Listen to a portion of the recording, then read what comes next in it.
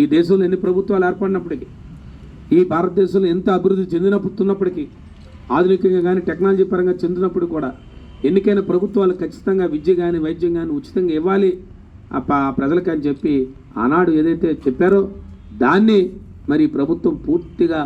మరి పక్కన పెట్టి, గత ప్రభుత్వం జగన్మోహన్ రెడ్డి నాయకత్వంలో ఆనాడు విద్య కానీ వైద్యం కానీ రెండింటినీ కూడా ఎప్పుడూ కూడా పూర్తి స్థాయిలో ఇవాళ పోటీతత్వంతో కార్పొరేట్ సంస్థలతో పోటీ పడుతూ ప్రభుత్వ రంగంలో ప్రభుత్వ స్కూల్స్ని కానీ ప్రభుత్వ వైద్య హాస్పిటల్స్ని కానీ ఒక కార్పొరేట్ రంగంతో పోటీ పడుతూ ఇవాళ 17 వైద్య కళాశాలలు తీసుకొచ్చారు. ఒక వైద్య కళాశాల అంటే ఏదో 17 మంది వైద్య కళాశాలలో కొంతమంది డాక్టర్లే కాదు, సంవత్సరానికి సుమారుగా 4-5 వేల మంది డాక్టర్లే తయారవడమే కాదు, దాంతోపాటు ప్రతి వైద్య కళాశాలకి ఒక 500 bedded hospital, super speciality hospital వస్తుంది. ఇవాళ మీ అందరికీ తెలుసు, మన అందరికీ కూడా ఇవాళ ఈ ప్రాంతాల్లో ఏదైనా చిన్నపాటి మనకి ఇబ్బంది వస్తే, అనారోగ్యం చేస్తే మరి తిన్నగా మన విజయనగరం హాస్పిటల్కి వెళ్తాం.